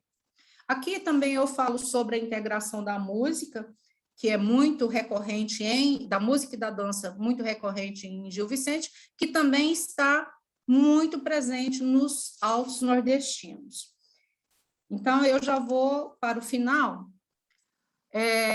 A novidade literária, portanto, nasce justamente da mimese de processo, em que o modelo anterior é recriado à luz da repetição com diferença e do movimento sincrônico entre cultura popular e erudita, que rompe com o não oficial e promove a festa, o divertimento, a reflexão, dando conformação ao genuíno teatro popular brasileiro, disso resultando as obras novas. Entretanto, os autos nordestinos, ao mesmo tempo que mantêm um laço estreito com a tradição europeia, dela também se afastam na medida que são textos criativamente originais e formam uma nova realidade literária carregada de brasilidade. Sem dúvida, esse distanciamento dos autos contemporâneos das tradições predecessoras pode ser encarado como um movimento positivo de renovação formal, semântica e imaginária, em que o passado sobrevive no presente enquanto traço propulsor de uma nova tradição. Em suma, essa investigação se propôs a trazer uma nova e ampliada perspectiva da tradição do alto na sua abordagem. O inventário das obras teatrais brasileiras é bastante completo e representa uma contribuição importante para a história da literatura brasileira, especificamente do teatro. Constam da lista autores reconhecidos e estudados pela crítica, mas também são revelados autores desconhecidos que não integram o cânone, que eu acho que é muito importante. Portanto, a fundamentação teórica geral e específica trouxe referências fundamentais pertinentes e de qualidade para o estudo realizado, e o corpus literário analisado é abrangente, pertinente e relevante também no contexto da literatura brasileira. Nesse caso, a abordagem demonstrou, de modo mais expandido e aprofundado, a presença dos elementos do teatro medieval, reatualizados no teatro popular do Nordeste, que no terceiro capítulo eu chamo de as tradições transculturadas. Trata-se, portanto, de um trabalho que contribui para ampliar a fortuna crítica dos autores brasileiros estudados, revelar novos autores menos estudados pela crítica, bem como confirma a teoria proposta na tese da tradição e renovação do alto medieval e vicentino no teatro popular do Nordeste brasileiro. Enfim, concluo essa intervenção com um dos muitos exemplos do rastro da tradição do alto no teatro do Nordeste brasileiro. Trata-se da invocação de Nossa Senhora por João Grilo, quando ele se viu diante de seu juízo final, no Alto da Compadecida. Valei-me Nossa Senhora, Mãe de Jesus de Nazaré, a vaca mansa dá leite, a braba dá quando quer, a mansa dá sossegada, a braba levanta o pé. Já fui barco, hoje fui navio, mas hoje sou escalé. Já fui menino, fui homem, só me falta ser mulher. Valei-me Nossa Senhora, Mãe de Jesus de Nazaré. Muito obrigada a vocês. Obrigada, Rosângela. Deixa eu só te perguntar, antes de passar a discussão, deixa eu só te perguntar uma coisinha. Quem te orientou em Coimbra? Foi o Bernardes? Foi o professor José Bernardes e, a princípio, tinha sido ele e a professora Aparecida, e depois eu tive que passar para a minha orientadora do mestrado daqui, que era a Zaira, Maria Zaira Turque. Mas você defendeu lá ou defendeu aqui? Em Coimbra, dia 31 de janeiro de 2020, em Coimbra. A tese o curso inteiro foi em Coimbra. Não houve nenhum tipo de associação com alguma instituição brasileira. O trabalho foi realizado completamente dentro da Universidade de Coimbra mesmo. Tá? Fiquei interessada, porque o Bernardes é meu amigo pessoal. Que coisa boa. E me chamou a atenção o trabalho. A Aparecida também é minha amiga, mas o Bernardes é mais íntimo. E então, eu tinha certeza absoluta que o percurso tinha a cara dele. Inclusive a maneira de apresentação. Exatamente. Né? É algo que eu incorporei tanto o estilo coimbrano, que, gente, eu fico travada, sinceramente. Parece que, ao falar o natural, né, normal, eu não sei porque eu fiquei tanto tempo por lá, que agora é assim, parece que eu estou em forma, estou assim, naquela... Não, é verdade, você tem toda a razão, porque exatamente, eu também fiz o doutorado e o pós-doutorado, e a livre docência, né, lá. Então, a gente assume determinadas posturas que são deles, não adianta. Justamente, e que eu tento me desvencilhar o tempo todo. Ontem mesmo, eu aqui fazendo um ensaio, né? A minha filha assim, mãe, a senhora está parecendo um robô. Eu falei, não, eu vou conseguir, na hora eu consigo me desvencilhar dessa capa, né? Da toga que se coloca, né? Eu acho que sempre o que é útil deve ser mantido, né? A gente Sim, essa questão, por exemplo, das apresentações, eu tenho apresentado em alguns congressos e a questão do tempo é essencial, né? E você precisa ir lá, por exemplo, na Europa, não tem isso, eles cortam a gente e não tem... desliga o microfone. Não tem, e a gente fica numa situação muito constrangedora se passar do tempo mesmo. Não, eu também irei. Eu fico contando o tempinho certíssimo. Não, tem que ser tanto, escreva as palavras para isso. Não consigo ficar falando, porque eu falo demais, e daí me perco, e aí você se perde completamente. Justamente, o que acontece comigo. Vamos lá. Então, eu queria primeiro agradecer às três, quer dizer, de alguma forma, o trabalho de vocês vem de encontro ao meu trabalho. Então, eu vou meio que juntar isso tudo, começando pela Larissa. Larissa, eu tenho um projeto que eu desenvolvo há anos, né? Primeiro em consonância com meu marido, que hoje é falecido, que trabalha o teatro português. Na verdade, especificamente no momento, e faz assim uns 2, 3 anos, desde a minha última estada em Coimbra, né, eu devo retornar. Eu estou com um problema familiar, mas devo retornar no primeiro semestre de 22, né, a Coimbra, e a Lisboa, Coimbra com o Bernardes e Lisboa com o Camões, trabalhando um tema específico do meu projeto de releitura, né, de intertextualidade, que é a Inês de Castro, né? Então, eu estou trabalhando especificamente com isso. Na verdade, eu estou dando um curso de graduação, que eu vou pedir, eu vou ter que encerrar essa conversa às 9h55, porque eu dou aula às 10 horas, né? Então, e dou aula exatamente de releituras do mito inesiano, nesse momento enfocando uma personagem mais marginal, que é a dona Constança Manuel, que é a mulher oficial do Dom Pedro, né? E também estou dando um curso de pós-graduação discutindo a mesma temática. Então, o seu trabalho está bem de encontro com esse momento. E, por causa disso, eu vou fazer 2 questões, mas depois eu vou falar de cada um, depois a gente abre para discussão, tá? Que me chamou já ontem, quando eu tive um problema de nuvem, a semana passada aqui, e os meus computadores não conversavam. Então, eu fiquei desesperada, porque sumiram os resumos de vocês. De madrugada, ontem, eu escrevi para a Abraclip e eles me reenviaram. Eu tinha lido quando eu recebi, mas eu queria reler, mexer nisso. Então, o que me chamou especial atenção no seu trabalho é você falar de 2 aspectos que na verdade, 3, né? Que eu vou deixar aqui. Primeiro, falar do lirismo na peça Castro, do Antônio Ferreira.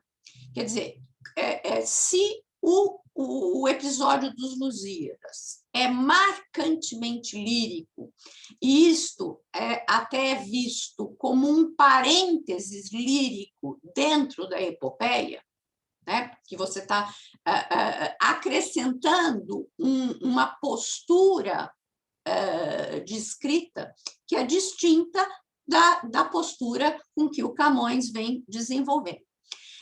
Isso, na verdade, não aparece, na minha opinião, né? É uma questão de opinião, de ponto de vista, não aparece na obra do Antônio Ferreira. E não aparece, e a coisa mais gritante, e é por isso que ele ou a peça é por vezes criticada, ou é nisso que a peça é por vezes criticada, é exatamente o fato de que as 2 personagens principais, o Pedro e a Inês, não contracenam, não aparecem. Quer dizer, elas aparecem na peça separadamente, elas nunca estão em contato físico, cênico, e isso é um problema. Então, isso é um primeiro aspecto. O segundo aspecto é um deslize que ora você comete na sua apresentação, ora não, que é o título da peça, e que eu acho fundamental para essa postura que eu acabei de falar. A peça se intitula Castro, sem o artigo, né? O artigo vai aparecer em outros textos no século XVIII, XIX, etc., 20 até, o 21 também. 21 não sei, mas no 20 com certeza.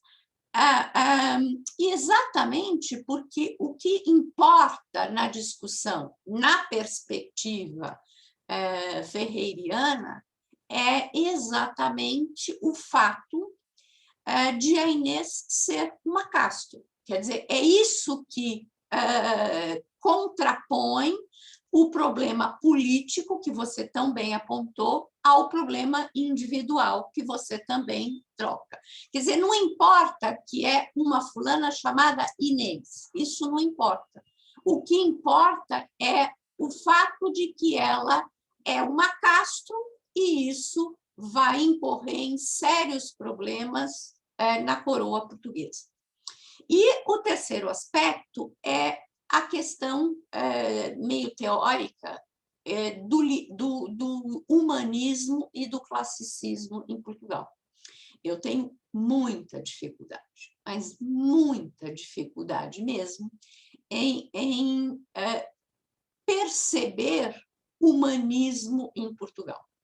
Na verdade, se houve humanismo, ele aconteceu durante 4 anos, de 1530 a 1534, quando o Dom João III percebe o descompasso português frente a outros centros europeus, manda uma série de pensadores em diferentes contextos do conhecimento, apreender o que estava acontecendo na Europa, e estes homens começam a retornar a partir de 32, 34, né? 34 é o grande retorno. 2 anos depois é implantada a Inquisição, todo mundo é calado, perseguido, preso, morto. Quer dizer, então, eu tenho muita dificuldade em perceber o humanismo em Portugal. Na verdade, Portugal foi um país que exercitou praticamente aspectos renascentistas, mas todo o aparato teórico do Renascimento ficou relegado a um segundo plano. E eu acho que o Gil Vicente da Rosângela deixa isso claríssimo, né? Quer dizer, o Gil Vicente é um homem medieval em pleno século XVI. Né? Então, essas questões me chamaram a atenção na sua apresentação. A Ada Solange, eu tenho, na verdade, assim, são inquietações, porque o Santareno me inquieta o tempo todo, né? Acabei de organizar um congresso para comemorar o centenário de nascimento do Santareno em dezembro, não que né, ele nasceu acho que em novembro, né? Mas o congresso só conseguiu acontecer em dezembro, aqui sediado na Universidade de São Paulo. Eu fui uma das organizadoras. Agora a gente está organizando aí o livro do congresso, e é um grande, o Santareno é um mar de preocupações, de questões que incomodam. Quer dizer, ele é um homem que, passados 20, quase 40 anos da sua morte, é isso? 40 e poucos anos, 41 anos, quase 40, a gente continua pensando questões que ele traz à tona, todas elas estão ligadas à marginalidade, à sexualidade, que são questões que foram extremamente cerceadas durante os 50 anos de salazarismo, isso só para dizer no século XX, né? Como se, na verdade, eu acho que são aspectos que são cerceados na cultura portuguesa desde sempre, né? E que continuam, como você tão bem apontou, cerceados no pós-revolução dos escravos, né? Então, a minha grande questão é assim, quando falam da Revolução dos Escravos, falam num aspecto de redemocratização. Eu fico sempre pensando em redemocratização de quê? Porque, para haver redemocratização, você tem que ter um período democrático, para que depois uma ruptura desse período e depois um período que vai retomar isso. Eu tenho muita dificuldade em encontrar quando é esse período democrático em Portugal, antes do período que a gente está vivendo nos últimos anos. Então, é uma questão que me incomoda muito. E no caso específico do texto que você trabalhou, um aspecto que vai dar uma cor mais específica nessas questões de sexualidade, de marginalidade, é exatamente o problema do racismo, que vai ser o ingrediente, com muitas aspas, o que eu vou dizer, o ingrediente novo num contexto que vai trabalhar com essas questões, seja no seu teatro de cunho político-social, seja também no seu teatro aristotélico de uma outra forma, né? Então, essa questão que vai fundir o aspecto psicológico, psicanalítico até do médico, com o homem, com o marxista, que tem uma preocupação de cunho social extremamente grande, essa fusão e esse conflito me interessam bastante. Então, queria que você falasse um pouquinho a respeito disso. E também o trabalho da Rosângela me chamou assim, e aí eu vou explicar por quê, né? Eu tenho uma orientanda que insistiu, eu acho que quase, e você acabou de apontar isso, né? Que só na Universidade de Coimbra já existem 1000 trabalhos com o tema Gil Vicente. Eu acho complicado trazer à tona e num doutoramento que é um ineditismo, né? Mas ela insistiu e tá bom. E ela quer unir algo que você tratou ainda de forma, eu estou falando assim, na sua apresentação, né? Porque eu não conheço a sua tese, então não sei. Mas, assim, que é o Anchieta e o Gil Vicente. Na verdade, o que permanece do Gil Vicente no teatro anchietano. Ela começou a falar a respeito do diabo, e daí a gente chegou à conclusão que, na verdade, o diabo do Anchieta é o mesmo teatro do Gil Vicente, é o mesmo diabo do Gil Vicente, de cocar, de pintadinho de urucum, mas é o mesmo diabo, não mudou em absolutamente nada. Mas você traz aspectos, Rosângela, que me dão um caminho, e vou pedir a ela que leia o seu trabalho, exatamente porque trata desses aspectos de manutenção e de renovação. Então, aspectos como o bem e o mal, o maniqueísmo, são relidos, contextualizados e apropriados no contexto brasileiro, especificamente no século XX, XXI, que é o que você focou. Então, a minha pergunta é a seguinte: são duas perguntas. A primeira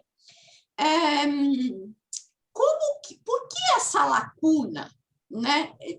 Existia uma tradição do alto medieval no Brasil, no século XVI, início do século XVII, e depois houve uma ruptura que foi retomada mais especificamente no século XX. Como é que você explica esse processo? Isso tem a ver com o teatro romântico? É uma pergunta. E a segunda questão, que eu fiquei super intrigada, é como que você conseguiu achar 15 peças, que já é um número bastante grande, está certo que o seu trabalho é um trabalho que não é de análise específica das peças, então, dentre desse, como é que você conseguiu achar esse corpus no meio de tantas peças? Qual foi o seu trabalho para fazer isso? Então, se vocês me derem, eu vou pedir para que vocês sejam muito breves nas falas, para a gente poder ficar dentro do tempo. Larissa, por favor.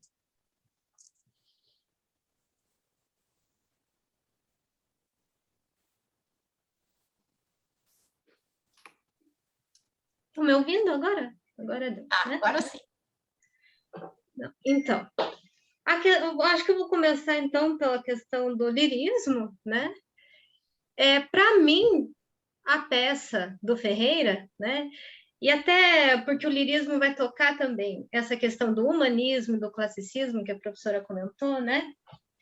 Ela é uma peça que fica no entre-meios, né? Eu consigo visualizar ali, através da leitura, ou pelo menos essa é a minha leitura, de que o autor, ele acaba tentando expressar, é claro, essas referências, né, que vinham acontecendo, claro, não só em Portugal, né, mas enfim, essa peça, ela traz um entremeado de coisas. Agora, é claro que a gente vai ter, então, a sobreposição de algumas características do que outras, né? Então, ao meu ver, a questão do lirismo também vem junto com essa concepção, né? Era algo que estava muito em voga, ele coloca ali, ou tenta expressar algo do sentimento através do símbolo, da potência ali do símbolo, mas é claro, né, que não é o que mais predomina ali na peça, né? E com relação ao título, certamente, né, a obra original é Castro, né? E acho que a primeira referência em que a gente tenha, talvez a professora possa me ajudar, é a edição de 1920, né? Que a gente tem ali o artigo, né? E por conta também, né, de vir junto com essa interpretação das origens, né, da Inês, eu acabei colocando, mas acredito que é mais relevante mesmo colocar o título original. Né? E só queria chamar a tua atenção, para dar um caminho aí para você, eu acho que é tão legal você que trabalha... Está em aberto. Não, você tem um domínio do francês, né? Então, existem textos que tratam da temática em francês. Então, eu acho que seria um caminho muito promissor para o seu trabalho. Então, se quiser ajuda aí, depois você pede para o Edson meu e-mail e a gente conversa. Tá bom? Bacana, obrigada. Solange. Olá, Jean, querida. Muito obrigada, viu? Você sempre muito generosa. Sempre bom participar de mesas com você. As contribuições são ricas e generosas. A partir da sua fala, eu fiquei lembrando do texto de Santareno, né, que aquele português escritor 45 anos de idade, em que ele já está cansado, né? Aquilo é um texto autobiográfico em que ele desabafa a respeito da censura daquele governo, né, repressor em Portugal. Você trouxe a questão de pensar a fusão desse sujeito, né, esse sujeito que é médico, que é dramaturgo, que é poeta também, marxista, né? Eu não consigo, eu sei que há teorias para isso, mas eu leio o texto de Santareno ouvindo muito ele, né? Então ele o tempo todo ele diz, sempre quando tem oportunidade, a gente tem poucas entrevistas, né? Pouco material, mas ele está sempre pensando o teatro, levando para o teatro o povo português, e questões importantes, né? Censuradas, que eram tabus, para o teatro. Não é à toa que ele sofreu tanta perseguição, né? E a questão do racismo, durante o doutorado, eu não pude me dedicar. Eu estava arrumando aqui, eu me inscrevi para a Brotip, é um texto que eu ainda estou tentando trazer teorias novas para ler, Santareno, mas acho que é muito proeminente, né? E é um texto muito pequeno, Vida Breve em 3 Fotografias. Exatamente. Muito pequeno, e ele toca em pontos extremamente importantes. E é algo novo, né? Quer dizer, algo novo, não é novo, né? Na verdade, você está trabalhando com matemática dos retornados e dos não retornados, dos que eram realmente africanos, né? Que chegam a Lisboa. O meu marido conta que as primeiras vezes que foi a Lisboa, havia um centro bem em frente da pousada onde ele ficava, que recebia esses retornados no final da década de 70, no começo da década de 80. Acho que era Antônio Augusto de Aguiar. E ele via aquela emergência, aquele sofrimento daquele povo. Então, eu acho que é um trabalho que realmente dedique sua atenção, porque eu acho que é uma abertura para o universo santariniano, mais uma abertura, mais um conflito que ele traz, e acho que você tem toda a razão, né? Que incorpora o homem, que é marxista, que é dramaturgo, que é poeta, que é médico, que tem um universo familiar complicado. Quer dizer, tudo isso emerge no pensamento do Santareno. Obrigada, Então, Conradinho. Obrigada. Rosângela. Bom, professora, você me fez 2 perguntas. A primeira refere-se justamente à evolução e à retração do alto no Brasil, né? Por que aconteceu isso? Porque essa lacuna é uma das discussões que eu faço na tese, justamente no 3º capítulo, eu começo justamente com a formação da literatura brasileira.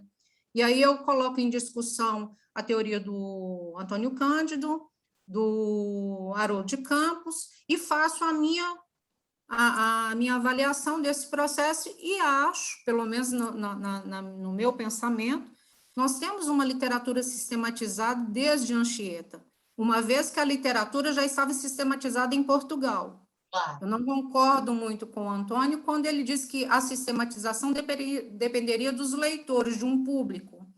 Mas nós, apesar de nós não termos esse público de leitor de texto escrito, nós tínhamos um público espectador. De qualquer forma, né? E a literatura já estava arraigada em Portugal. Então, eles trazem todo esse sistema literário com os jesuítas. E aí é o texto-chave, não é a poesia e nem a crônica. O que vai realmente começar a nossa proposta literária, entre aspas, proposta literária brasileira, são os autos do Anchieta e as écoblas do Nóbrega também, e outros textos que vão surgindo ao longo da literatura de catequese. Mas o que nós vamos ter? Nós vamos ter a expulsão dos jesuítas do Brasil. Uhum. E com essa expulsão, esse marco histórico, o que vai acontecer? Se o Alto era uma produção de linha religiosa que estava ligado aos jesuítas, com a expulsão deles, o que acontece com o Alto? Ele decai. É uma arte que não vai ser mais valorizada. Outra coisa, a sociedade brasileira já está começando a se formar de uma mistura muito grande de etnias, de culturas, e o alto ele decai. Então, vão surgindo... eu tenho um texto aqui chama Teatro Embarcado. Então, ele fala, mais ou menos, dos tipos de textos teatrais que aportaram aqui no Brasil. E o alto, a comédia e outros tipos de produções dramáticas vão surgindo no país. E à medida que a sociedade vai se formando, e aí nós vamos na pergunta da senhora, em relação ao romantismo, é justamente o teatro burguês que vai quebrar realmente a questão do alto. Então, muda-se a classe, muda-se o gosto, e o alto, então, ele tem esse período de retração. Mas aí a gente não pode esquecer do Martins Pena. E ele vai reabilitar o Juiz da Beira do Gil Vicente, né? No Juiz de Paz da Roça, com a comédia de costumes ali, mas não é ainda um momento de ressignificação do alto. Quando que surge isso? Na década de 40, em 1900, com a fundação do Teatro do Estudante Pernambucano por Hermílio Borba Filho. Ao contrário do que muita gente pensa que o Ariano é que fez com que o alto surgisse no Brasil, não. A divulgação do alto se deu através do Ariano.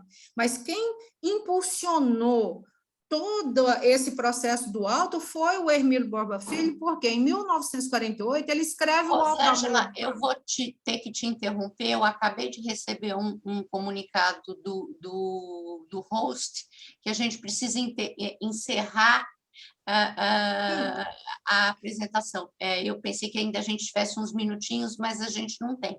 Então, eu vou te pedir para você, de alguma forma, o meu e-mail para todo mundo é corradinho@usp.br. Peraí, corradinho. @usp.br. Qualquer coisa que precisem, estou à disposição, e eu estou ansiosa para ler os textos de vocês.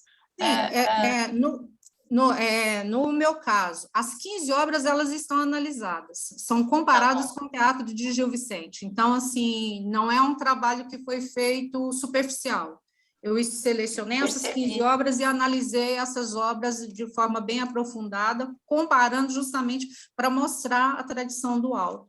E a outra pergunta, se você depois quiser conversar comigo, eu lhe respondo, porque eu acho que é de interesse a questão do Anchieta, né? Assim, em termos do Gil Vicente e Anchieta.